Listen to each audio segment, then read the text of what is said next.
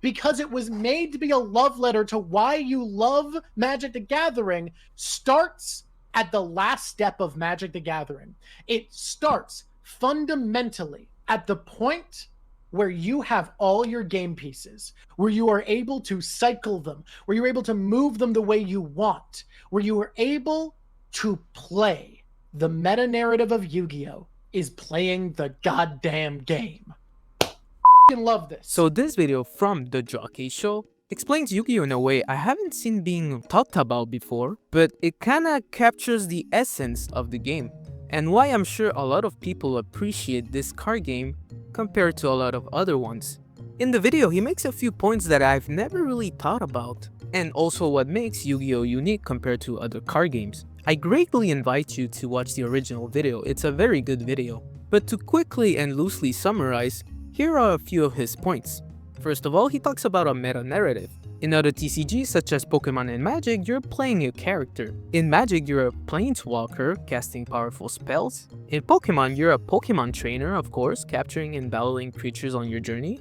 But in Yu-Gi-Oh!, you're just kinda yourself, you're playing a game. You're a duelist, you're pretty much the protagonist of the game you love, and that is explained from the origins of Yu-Gi-Oh! I'm sure everyone knows this by now, especially if you're subscribed to the channel, but the origins of Yu-Gi-Oh! Is the original manga where a lot of different games were being played instead of just the card game. And Kazuki Takahashi wanted to revive the face-to-face gaming in Japan. So a lot of different tabletop games like board games, dice games, puzzle games, you name it.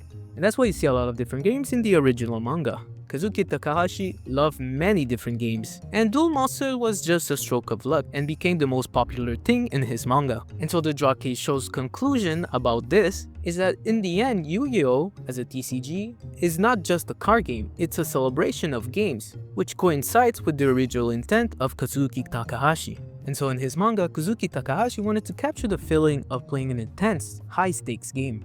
It's embedded in the very DNA of the franchise. So the very first chapters about duel monsters, they kinda went direct into the summoning of high powerful monsters, which is also why Yu-Gi-Oh! Doesn't have any resource mechanic. And even in the original manga, you can see references to different games into the decks of players, such as Yugi having the level monsters that evoke, of course, the RPG mechanics of leveling up. He also had those block monsters that are pretty much Legos. And Joey's deck was all about chance and luck, so he had games that were reminiscent of gambling games, of course. Think Roulette Spider, Fairy Box, and even Time Wizard. And that theme grew more explicit with every new series. In GX and 5Ds and beyond, the card game isn't just a hobby, it shaped an entire society. In any case, the analysis of the Jockey Show really blew my mind when I first heard it. It really is a celebration of games when you think about it. We have a lot of different archetypes that are reminiscent of different kind of games. They're like little games within the game. And there's a lot of different standout examples. The archetypes Vanquish Soul is a tag team fighting game style deck like Marvel vs. Capcom. The Flower Cardings, a direct homage to Hanafuda, a traditional Japanese card game. The Valence archetype plays like a board game where you move pieces, or your monsters, across the board and gain effects whenever your piece moves. The Generators archetype feels like running a D&D style dungeon with a boss monster and minions every turn. Then we have Runic. Think of this as a first-person RPG.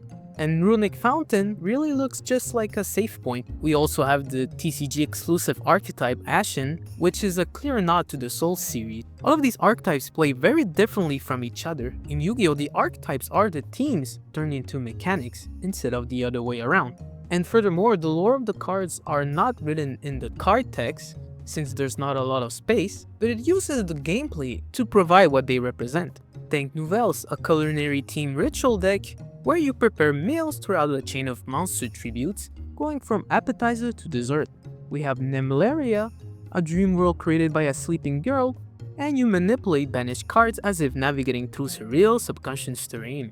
We have Adamancipator, where you excavate your deck like a mining cave, and also Ghost Trick, spooky monsters that literally hide face down, job scaring opponents into defense mode. And there are so many other archetypes that I haven't even mentioned. But they're also different and unique, which is a strength and a weakness, since we all know that Yu-Gi-Oh! Is probably one of the most complicated card game in the market. So many different archetypes pretty much break the basic rules of the game, in some way, shape or form. And that probably explains why there's so much text in the cards. Since every archetype is trying to play a different game, they all have to explain their own rules inside the mechanics of Yu-Gi-Oh! Which makes every archetype unique and fun, but also complicated to explain to another player who's never played against that archetype. So imagine a new player trying to learn the basic rules of Yu-Gi-Oh! And then you have to tell them that you're playing a different kind of game, but within the game of Yu-Gi-Oh! Yeah, it's all pretty complicated, and probably a topic for another day. That being said, it really depends what archetype you're playing. Now, I've played Magic a little bit. Of course, I've tried the Commander format, and I've played a little bit of MTG Arena. I've also tried a little bit of Pokemon, but that was a while ago. And while those two games have pretty world-class mechanics and deep metas, I'm not sure if the mechanics and gameplay loop of the games are able to recreate something like what is done in Yu-Gi-Oh! If anyone has more experience than me, then feel free to leave it in the comments down below about how I could be wrong about this. I'm always open to learning about new stuff, but it certainly feels that in Yu-Gi-Oh! You can recreate any kind of games inside its own mechanics, even though you have to bend the rules a little bit. I mean, let's think about it. You can probably recreate Connect 4 into the game. A deck where you have to line up monsters in specific zones for powerful effects. Maybe it can even be a linked deck, or maybe a domino archetype where monsters gain effect when adjacent monsters share levels, and using level modulations to chain reactions. Of course, those are just simple tabletop games off the top of my head. There's probably better inspiration out there. That being said, the sandbox is massive. The limitation is really into the game designer's imagination. And of course, not every deck is going to be meta relevant, so even if you find a fun quirky deck, nothing guarantees you're gonna see it being played. So this is really funny. Yu-Gi-Oh! Really didn't start out like this. You can see the early monsters, packs, and archetypes did not really start about a game celebrating games. It took a while until it gained its footing, but over time, Yu-Gi-Oh! Became a game that celebrates all games, just like the Jockey show said.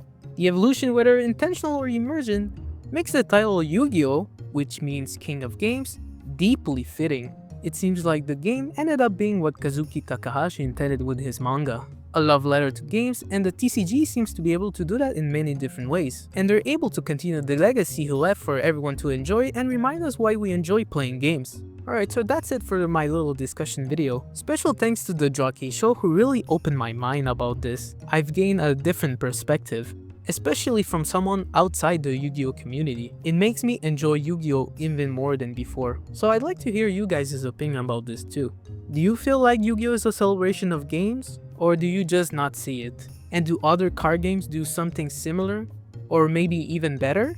Let me know. As always, thanks for watching and see you next time.